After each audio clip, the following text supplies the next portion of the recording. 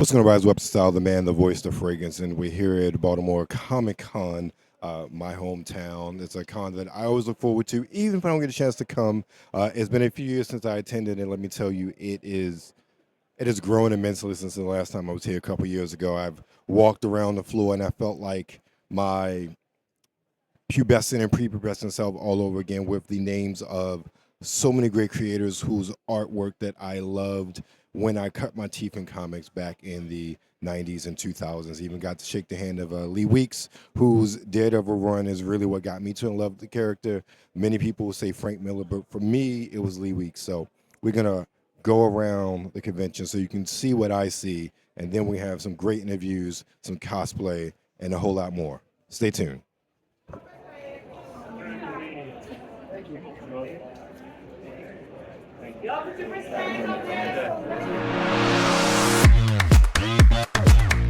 What's going on, everybody's website, the man and voice of fragrance, here with Al Medium to tell us about the Mecha Revolution. Al, how you doing, man? I'm doing fantastic. Happy to be here at Baltimore Comic Con 2004, and happy to speak with you as well, Eldon.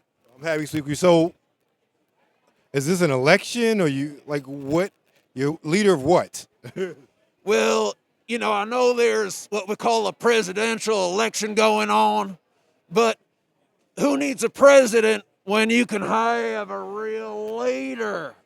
And that's what I am. I intend to be the leader of the Mecha Revolution of the future. But before I do that, I have to tell the Mecha Revolution of the past. That is when American Mecha led us and our allies to victory in World War II. I'll tell you, Eldon, it's the history they forgot to teach us in school.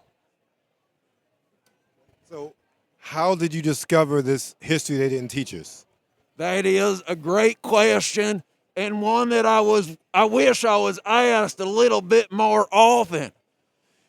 It is the backstory of me and the backstory of my hometown, Sass and Craw, which was forgotten to time because they were worried about the power of Mecca. And so the history of my great hometown, Sass and Craw, was wiped from the history books. And that's why I have to take the mantle of leadership to tell that his story. So now that you're telling the history, especially about current technological environment with AI and everything, how does AI and we're pretty much attached to our phones? How does that play into the Mecha Revolution? Well, why do you think you haven't heard of me before? It's because the powers and the algorithms that be are suppressing my story so that you don't hear about it. Is this the first time you heard about me and my story? Yes. Well, there's a reason why. And that's why I only sell my comics in person at Comic Cons. Of course, I have a social media and YouTube presence. But if you want to buy these books and learn about the real American history and our victory in success via our Mecha power and prowess, then come meet me in person at a Comic-Con near you. Now, if they can't meet you in person, I'm pretty sure with your social media presence, you kind of give a little bit about the history and where they can find you next. Tell us where they can find you on social media and YouTube. I appreciate that.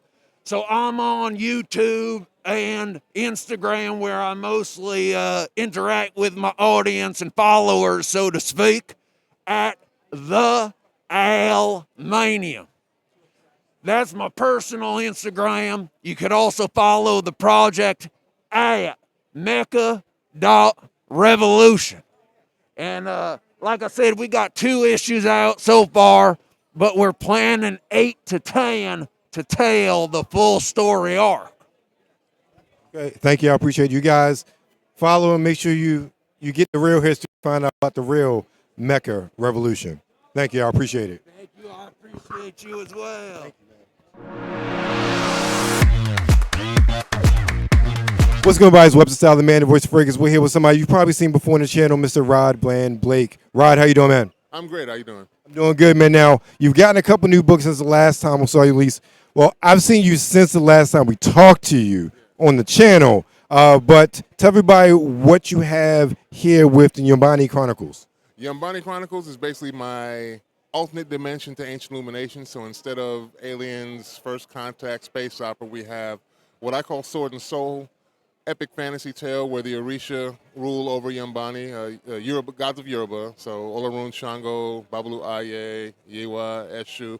Those are the pantheon that I use. And I like things of that nature with elves and orc-like creatures, but in my own dimension and with my own representation and things that I like. That's basically what Yombani is. That's why I call it Sword and Soul. Now, I have personally, in my personal life, become more aware of the Orishas in the past couple of years, and it seems like, and maybe because the internet, more and more people are becoming aware of different gods, the Orishas and whatnot. Even we saw some of that back in the last Thor movie as well. Have you seen sort of an increased awareness for the subject matter now? There is, but I think it's only touched upon. They kind of dabble a little bit. They don't go too deep. Like you said in Thor, they'll throw us one or two African gods in the mix with the other pantheons that we're more used to seeing.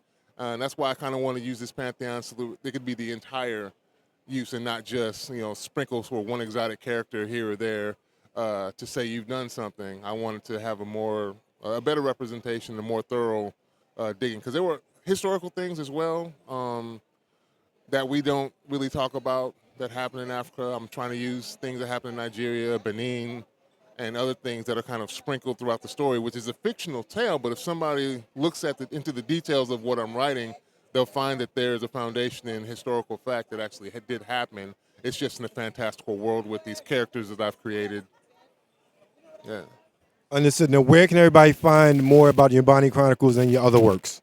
Ancient Illumination and Yombani Chronicles can be found at ancientillumination.net, which is my author website. Of course, I'm available on Barnes & Noble and Amazon, but if you want signed copies directly from me, ancientillumination.net is where to go. Thank you, Rob. Appreciate it. Pleasure as always, man.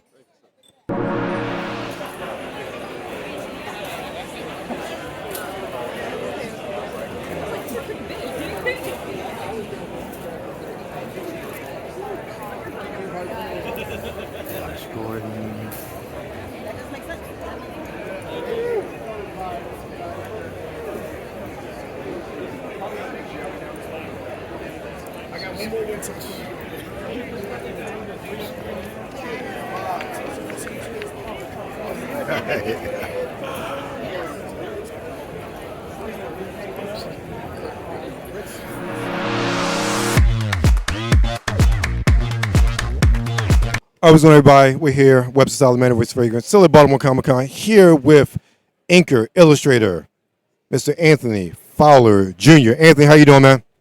Good. How you doing? I'm good, man. So you have a host of people you work with. What got you into drawing? So I've been drawing since I was 7 years old, and basically I got serious around 2011 just by being around a few people who created independent comics. So I decided to just go for doing my own thing. So yeah, that's kind of how I got started. So you work for DC, Milestone, Boom, and more. Now, I'm a Milestone guy personally. I was a young man getting into comics when Milestone first came out. So I know Milestone, especially for us, has a special significance. So what was it like for you to work on a Milestone book? Oh, it was great. Just for my professional development, it was really important for me to work for Milestone. I was working on Batman, and then I got approached by an editor who asked me to work on some of the stories. And just for what they've been able to do, I started out, watching the Static Shock series like a lot of people, and I had to go back and read a lot of those stories to understand the significance of them. So once I got approached to do this, I was like, yes, absolutely. So I got to work on Icon and Hardware and a few other characters, and it's just, I'm very thankful to be at least a small part of that legacy. So that's amazing. Now, what else, or I guess, were there any books that really, because I don't know about you, but most of us who draw in the comics, like they're like an artist or books that kind of like you just start drawing because of it. Are there any books or artists growing up that kind of inspired you to want to draw? Character specifically, Spider-Man. Whenever I see Spider-Man, whenever I see Black Panther, because I've been a Black Panther fan for a long time. As far as artists, my influence base is a little bit different because when my dad bought me my first comics, he would actually buy me a lot of the old 70s and 80s Marvel stuff. So I was into like John Buscema, Sal Buscema, John Byrne, and Ron Friends, a lot of those older guys. And I wouldn't read too many 90s comics. That kind of came later. But just a lot of those older guys who were doing stuff in like the 60s, 70s, and 80s, like that forms a lot of my experience base that like gets me going a lot. So.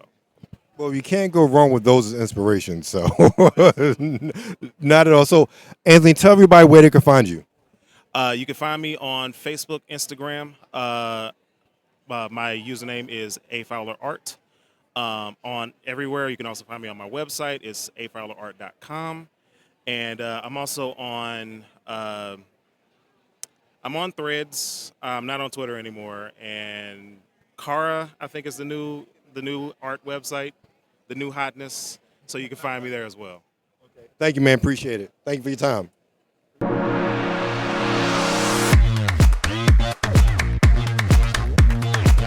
What's going on, everybody's Web Style, the man, the voice of fragrance. We're here with Athena. Athena, how are you, man? Hi, I'm doing great. How are you? Doing good. I'm doing good. Now, A Link to Success. Tell us about this book, because this title just grabs you. If you know, you know. Yes. So, A Link to Success is a book about how the different Zelda games actually teach us about how we can be successful. And I started writing it over COVID. I was trying to keep my business afloat, and I found that as I was playing Breath of the Wild, I was actually not only feeling better about things, but learning along the way. So I started compiling a list and then going back to all the other games, and it sort of wrote itself. So, yeah. So, with that, what's your favorite Zelda game? It's a hard one. Ocarina of Time is the most nostalgic, but A Link to the Past is probably my favorite story. Yeah. I have to go probably with the original, just because that's the one I probably played the most over the years on the original 8-bit Nintendo. Yeah, so Majora's Mask, my boy in college, like I sat there watching him play that all the time. But yeah, it's a lot of Zelda games, a lot of different. It's the same, but it's still like different genres. So But how did you apply Zelda to entrepreneurship?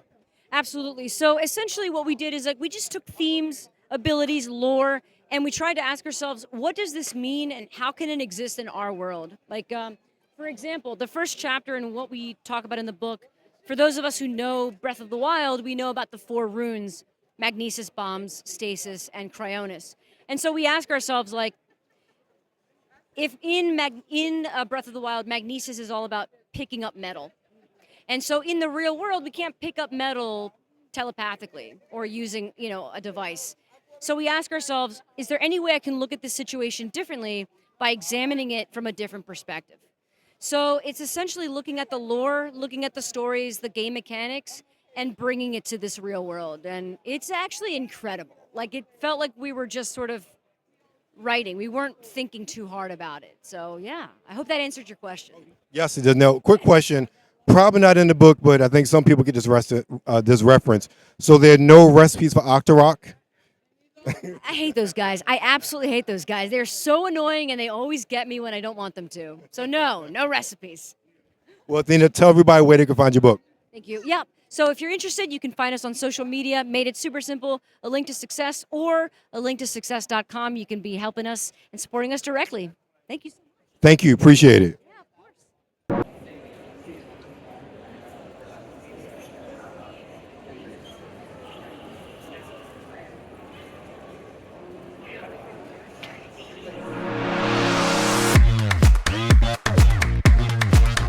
What's going on, guys? Webster's out here, the man, the voice of fragrance, here with another prolific writer in the fantasy genre. We're looking at Atlas Creed talking about his book, Armitage. Atlas, how you doing, man? Well, fantastic. Thank you. How are you? I'm doing well. Tell us about Armitage. Sure. So this is a paranormal thriller along the veins of Stephen King or Dean Koontz with a crime mystery plot. much by like Gillian Flynn or Agatha Christie. It follows our main character, Rebecca, who gets her mind invaded by a reaper named Knox, who drags her into an alternate realm, and she finds out that that creature is actually tormenting her sister's spirit. She has a god trapped in her conscience that says he can help her set her free, so that takes her to the Armitage Hotel, where she gets trapped inside due to a hurricane. Power goes out, and she finds out that she's actually trapped inside with her sister's killer. That's deep. That is very deep. So where did the inspiration for all of this come from? So I'm a big Stephen King fan. I read through his Mr. Mercedes series, wanted to do a crime mystery myself, but I got kind of bored with just the straight crime mystery, so I merged it with another world that I was working on that delves a lot more into the fantasy realm. So is this a standalone book? Is this like part of a series that you're doing? So if you're just in it for the crime mystery aspect, you can read just this book. But if you want to know more about the fantasy realm, there are more books coming. I'm aiming for 3. So where can everybody find Armitage and everything else you're putting out? Absolutely. You can go to atlascreedauthor.com. All of my social media is linked there, and all the links to my book are there as well. Thank you, man. Appreciate it. Thank you. Thank you.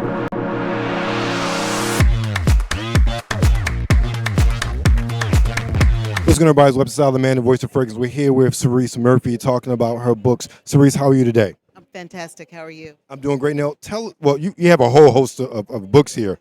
I don't know where to start. Well, tell us where your passion for writing comes from. Let's talk about that first. It started with me as a reader. I've been an avid reader since I was a very little girl. I was one of those one of those kids that would ask for a book instead of a toy when you took me to the toy store. So that's kind of where it started. And then when I started having ideas or actually dreams of my own stories, I mean, I had to find out how it ended, and I wouldn't know until I wrote it. And so that's how I started. Awesome. Now, tell us, you have a whole host of books here. Talk to us about them. Sure. So I'll start with Order of the Seers, which is a sci-fi trilogy. It's about a group of people who can see the future, and they're enslaved for that ability. And the book's all about how they escape the organization that's trying to exploit their gift, reclaim their power, and start fighting back.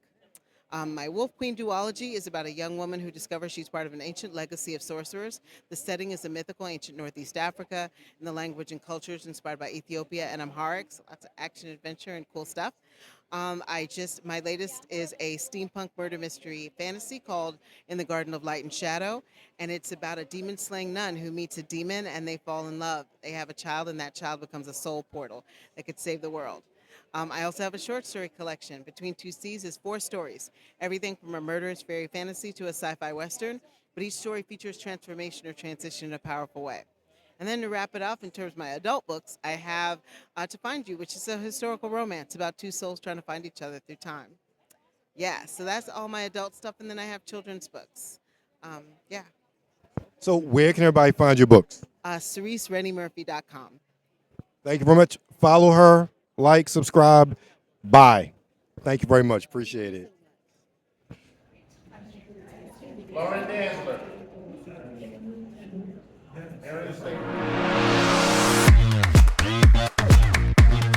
Bye. Webstyle, man of voice Fergus, here with Christopher Godfried from Burning Sky. Christopher, how you doing today, man? I'm doing well. How are you? I'm doing well. Tell us about what you all have here. So we have a lot. So we're a whole team called Geek Machine, right? And so we produce a whole lot of anime and manga inspired content, right? So we have this web show over here, Bulletin, which is it's an anime commentary, right? We commentate on things that we actually enjoy, different shows and things like that. Burning Sky is like our big web novel project. It's, if you think of like the MCU, it's sort of a shared universe, fantasy kind of setting with an anime style to it. And then we've got Ghostlight Exorcist here, which is my own personal project. It is a story about ghosts and demons and the inner battles that we all fight, and coping with a lot of that and that grief and you know, it's a story about overcoming things. And the main character really wants to prove to everybody around her that she can take care of herself, and she wants to help other people overcome that pain that she and a lot of the people around her have had to endure. So that's the kind of stuff that we're dealing with, a lot of these really personal stories that have sort of a grander scheme to them. So how did the Geek Machine Collective come together? We met in college. So he is a classmate of mine. We also have another one who could not be here, unfortunately. And yeah, we just started working together on a lot of group projects, and we liked it, and so we kept doing it. Now, tell everybody where they can find everything you have to offer. Actually, you can find all of our content on teamgeekmachine.com. We also have an Instagram account, which is also teamgeekmachine.com. So yeah, that's all of our stuff. Thank you, Chris. We appreciate it, man.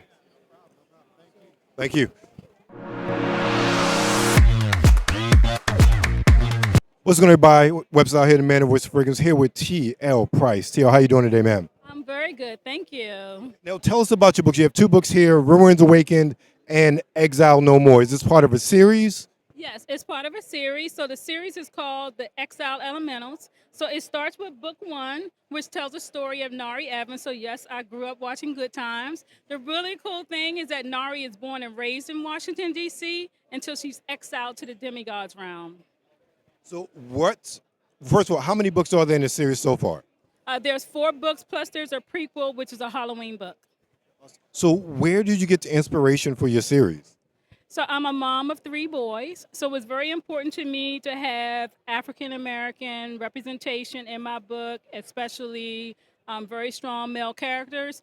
And because I have boys and I want them to read, I also wanted to have epic battles and things that they would really be attracted to. And also wanted to have books that would appeal to female readers as well. So the book features these really cool, sexy tattoos that allow you to control the elements like water, fire, earth.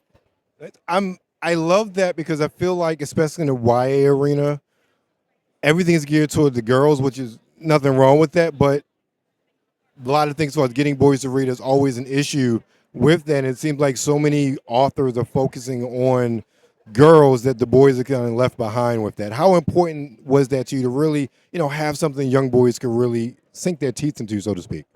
So one, just a clarification, this is an adult series. So the age group, the age of the characters is 19, all the characters. But with the male characters, a lot of the book is told from the male point of view. And so you may have a chapter that's told from the female point of view, and then you have chapters that are told from the male point of view. And I found that was important because I agree with you. A lot of times our books, they focus on the female, but in any relationship and anything you're encountering in the world, you're dealing with men and women. And so I thought I couldn't tell a complete story if I don't say what the man is feeling, what he's saying, what he's doing, what he's thinking. I thought that was really important. And I think it really makes the book stand out. Oops, sorry. Well, thank you very much. I appreciate it. Tell everybody where they can find you and where they can where they can purchase your books. Let's get it right. We want you to purchase, ladies and gentlemen, purchase. Yes, absolutely purchase. So when you purchase from my website, you are supporting a small black business by a black woman.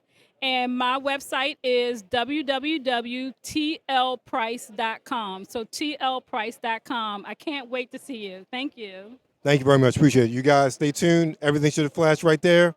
Follow, like, subscribe. Peace.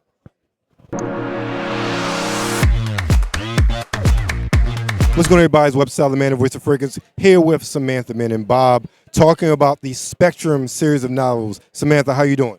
I'm good. How are you? Doing well. Now, I'm sorry, Bob. How are you, sir? I'm doing good.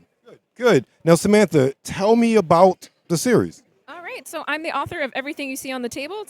The first 6 books are called the Spectrum novel series. It's a fusion of sci-fi and fantasy because it's a story of war between magical and technological societies 3,000 years in the future on Second Earth, as told by those who grew up on opposite sides of the war. The entire series is complete, so of 6. So that means that nobody would be in danger of being left hanging, or as I like to say, George R.R. Martin. I also have a standalone book that came out last year called Living Ghost, and it is a light novelization of my own survival story. I'm a survivor of a very rare illness called SMA syndrome that causes spontaneous, painful starvation. And after basically using the internet to diagnose myself and forcing the hospital to treat me, I was interviewed by Discovery Health Channel's Mystery Diagnosis Programs. There's a documentary on me out there. And I wrote this book that tells the story of what it's like to be a medical zebra amongst horses. It's 5'5", 67 pounds, and 20 years old. And then this past spring, I released a book called Aqua Earth. It's a standalone under-the-sea science fiction fantasy adventure. Now, Samantha, tell everybody where they can find your books. All right, so if you go to facebook.com/Spectrum Novel Series, you can follow me, and you can find my books by Googling Spectrum, Samantha Mina, go to Amazon, Barnes & Noble. Just put my name in the search engine, it'll pop right up. Thanks, Samantha. Appreciate it. We out.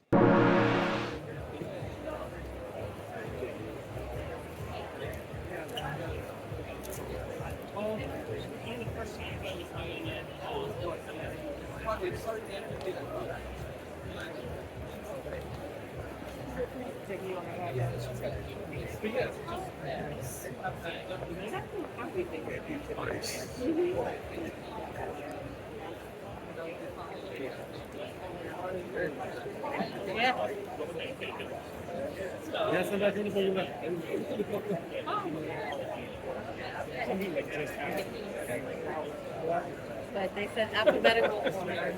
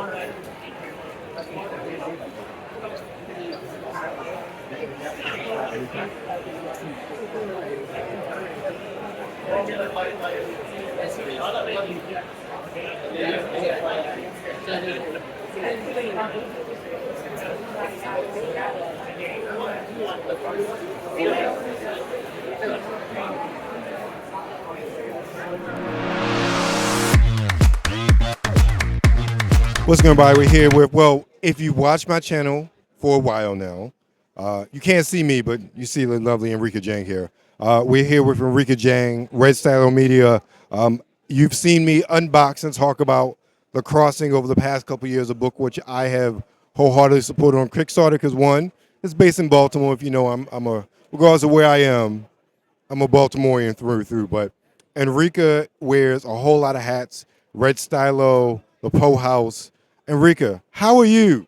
I'm all right. My world's colliding here at Baltimore Comic Con. Yes, they are. Now, do you have anything new for us now? Or, you know what? Let's stop. Some people don't know. Tell us about The Crossing. Crossing is set in Baltimore, as you said. It's the story of an annoying goth princess haunting the rookie train conductor who ran her over.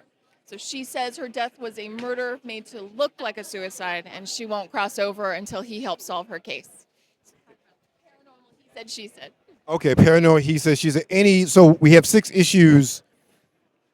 Any more after 6 or any further plans for Crossing? We are working very hard on this. We were really fortunate to get all 6 issues funded on Kickstarter, and it was supposed to be a mini series and one and done one and done chapter, but it got such great support on Kickstarter and a lot of real interest in this story. So we are working on the bonus stories that came out of our Kickstarter campaigns, stretch goals. We have published one of the first of the bonus stories, Tessa's story, published now, and then I've got another series of 2 or 3 bonus stories coming in, talking about some of the characters from this, and then we'll be rolling into chapter 2 coming up really soon. Now I have a question. It makes, I love Crossing. It's one of my favorite comics I've read in the past couple of years. It has such a wonderful aspect to it where it could lend itself to film, television. Has there been any interest in turning it into either live action or anime, some sort of cross media platform? Interest by me or interest by the world? By the world. By the world. I'm trying to get it out there. I really am trying to get the word out there. This is a really great time for content. There's so many ways to kind of get something out into the world. So if anybody in Hollywood's listening, we want to talk. Come and talk to me. So. Ladies and gentlemen, definitely, if you haven't already, check out The Crossing. Enrica, what other books do you have here today? Well, as I said, worlds are colliding. I am the director of the Edgar Allan Poe House and Museum in Baltimore, and one of the ways I came to Poe House was because I had written a book inspired by Poe. They carried it in the gift shop. The job became available, and so been with Poe House now for about 8 years as the director. We are about to celebrate the 75th anniversary of the Edgar Allan Poe House and Museum in Baltimore, and we are also going into the 175th anniversary of Edgar Allan Poe's mysterious death in the city. So we have a big festival planned coming up October 4th through the 6th. And so I am here talking about the festival, sharing with people all the exciting stuff that we have available. I do have my book, Inspired by Poe, here, but we also are raising money for Poe House. Awesome. Now, quick question. I know many people that are watching this are not in the Baltimore area. They will not be able to attend, but I know at one point in time you guys were doing virtual tours. Is that something you still do? We do still do virtual tours for educators and for senior groups and book groups who want a book. So that is still available on the website.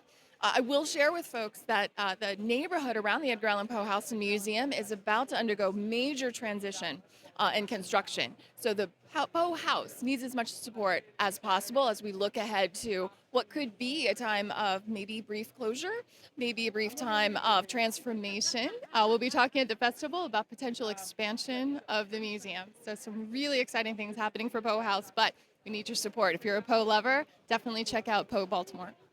Thank you. Now, where can they find Red Stylo, and then where they can find more information about the Poe House? All right, well, visit us at redstylo.com. Crossing, we have a lot of literary anthologies and literary horror anthologies, as well as rock and roll music inspired anthologies on the site. I've got a brand new series coming up called Pawns, based on a short film, adapting a short film by my baby brother, who's a stuntman. But then anything Poe House, visit poebaltimore.org. And again, the festival, poefestinternational.org. Really excited about 75th anniversary, diamond anniversary coming up very soon. Thank you, Rika. It's a pleasure. It's always good to see you again. You guys stay tuned, check it out, and visit, donate, and buy.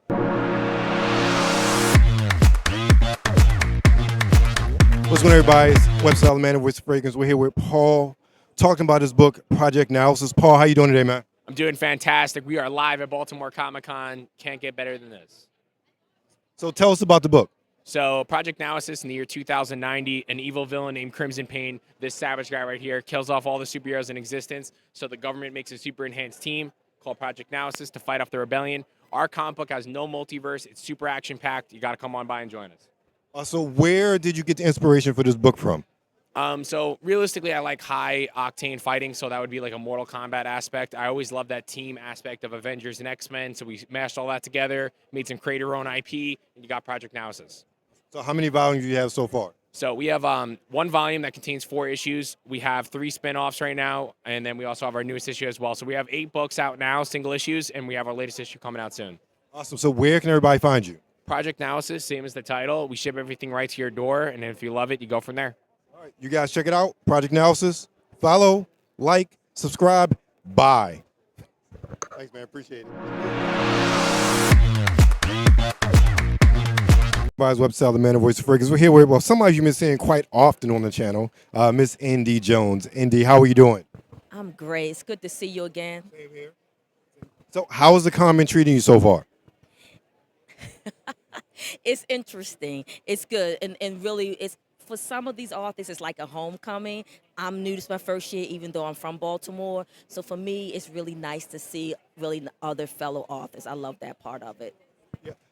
This is my first time back in Baltimore in a couple of years, and for me, it's interesting. Like, I feel like it's bigger than the last time I was here, so that's really cool. And I love there's so many more authors here, compared to the last time I was here. So it's such a great mix. And even for me, telling a buddy of mine, I saw a guy I went to school with, just the artists. This is really a comic book convention because all the artists, I'm like, I know that person. Oh, I see their art flashing in my head as I'm walking by the table. So it's just really cool for me. But it's really great that you're here and there are a bunch of other sort of arts and authors in general that dabble in sci-fi, fantasy, romance. Even though it's not so much a homecoming, do you feel kind of at home here, especially amongst the other authors? I do think they've done a nice job of putting us all together. It's like Artist Alley. There's no writer's block as you might find at other cons, so I didn't know how they were going to mix us in. But you can see we're all here novelists, and I think that's a benefit to all of us. We don't get lost in the mix of other types of like illustration art. So I love that they were strategic about doing that, so they kind of like indirectly created a writer's block here. Awesome. Now, again, tell everybody where they can find all of your books. You can find all my books on Amazon, Barnes & Nobles. I really highly recommend Bookshop because they are indie book sellers. But basically, any place that you can buy books online, Books A Million, you can find Indy Jones's books. Thank you very much, always. Appreciate it. Thank you, brother. Peace. Appreciate it. Peace.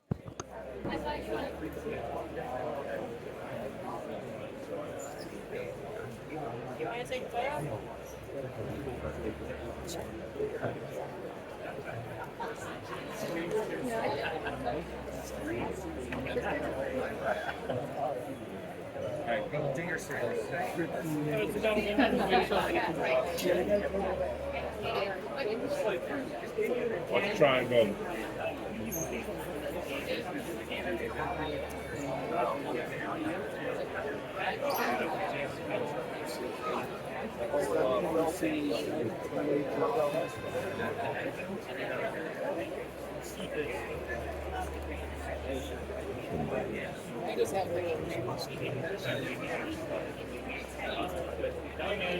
You know, like they're good guys. You know, and like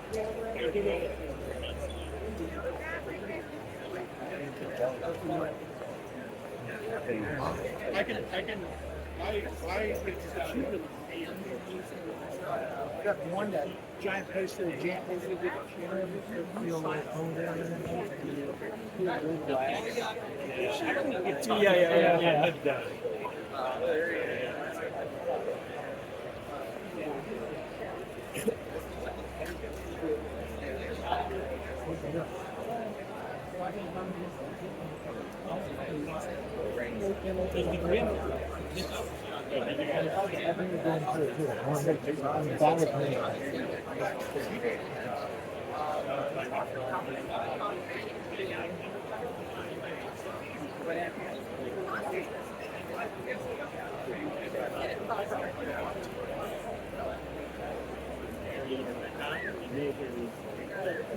No, I know. I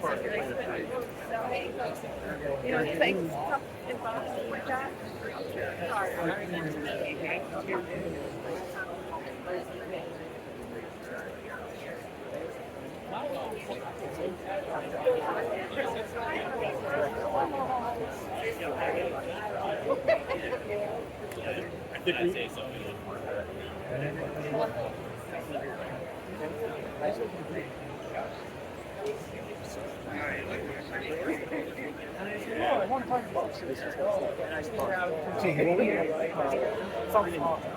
don't suppose I could hit you with the sales pitch while you're there. I'm going to go ahead. I don't get paid enough, so I'm going to wait till I can get it. Well, that's good. I know.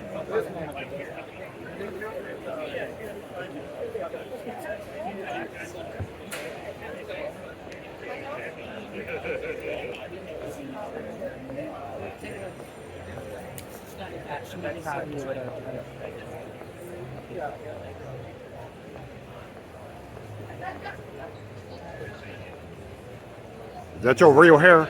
No.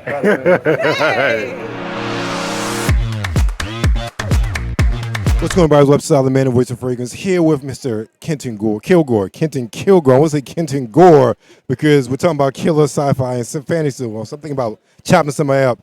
Kenton, how you doing, sir? Doing well, doing well. How about yourself? I'm doing good. Now, tell us about your series of books. Well, I write young adult sci-fi and fantasy in a variety of topics. Like one of my books is about dragons in the Old West. Another one is about cats across the multiverse. Another one is post-apocalypse with dogs, and the last one is about modern-day dark fantasy horror for folks who like, scary stories. Now, you have a wide array of topics there. Where do you find inspiration for everything? Unbelievable. It all just sort of depends. The scary book was sort of a long-term project I had going back all the way to college 30 some odd years ago. The book about the end of the world and the dogs actually came from a TV program I saw a long time ago called Life After People, and it was talking about what would happen to our world if we all suddenly disappeared. They had a segment on pets, and I thought I could take that and run with it.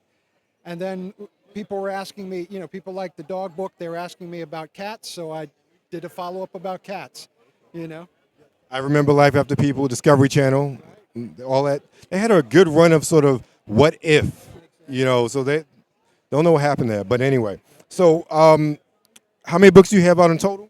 I have 4 novels and 4 kids' books. I have a nonfiction book out to help authors sell books, and I'm working on another novel, a young adult swords and sorcery novel. Tell everybody where they can find you. You can find me on Amazon or at kentonkilgore.com. Thank you very much, sir. Appreciate it.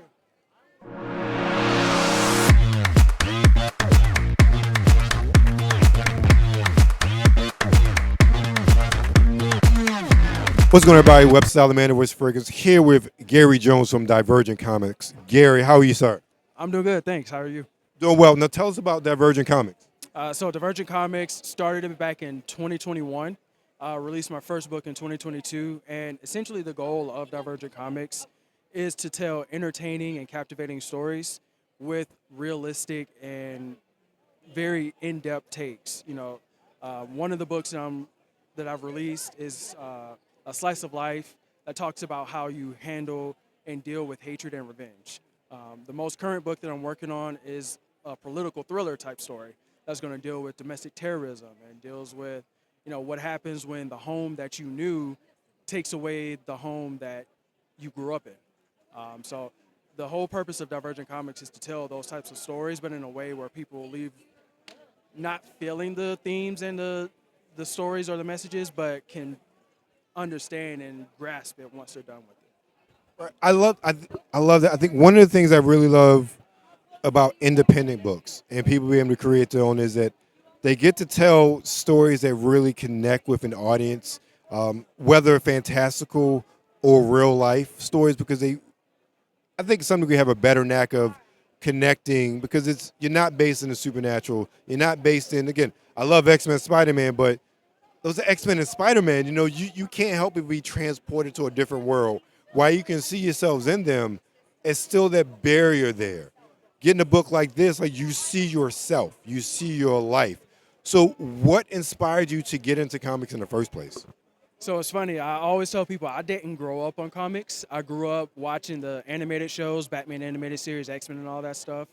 I didn't start working on comics until 2018 when just out of the blue, my cousin was like, hey, I'm thinking about making a comic. I was like, you know what? That sounds pretty good. I took some classes, studied, and that's kind of what made me want to start. But what really pushed me to actually dive deeper into it, I found some other independent creators that were doing their own thing and making their own stories, and it just really inspired me to want to go harder and make my own stories. Awesome. Now, tell everybody where they can find Divergent Comics.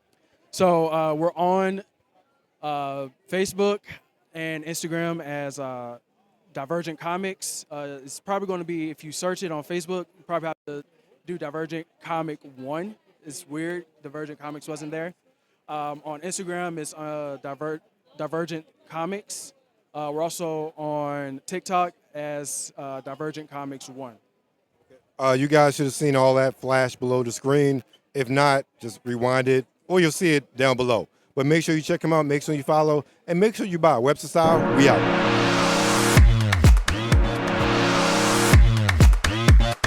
What's going on, everybody? Webster Style, the man, the voice of fragrance. We're here with David Walker. David, how are you doing today, man? I'm doing great, man. Nice to see everybody. Well, it's good to see you. Well, I see a lot here. Your adventures of Boss Fang. Am I saying it correctly? Cobus Fang. Thank you, Cobus Fang. So tell us about Cobus Fang, the adventures of Cobus Fang. Well, if you could picture the characters of Guardians of the Galaxy, throw them in Narnia and have them be attacked by the creatures of Warcraft. It is just a nonstop, fun, humorous, just adventure. I got a trilogy right now, but pretty soon I'm coming out with the fourth book, which will teach you exactly how a dragon is becoming all knowledgeable and all knowing. A little fun into that. I see you have a lot here, mouse pads, what's puzzles, like you got the whole host of merchandise, which I think is really cool. And just looking at the artwork, it really lends to that. Where did the idea for this come from?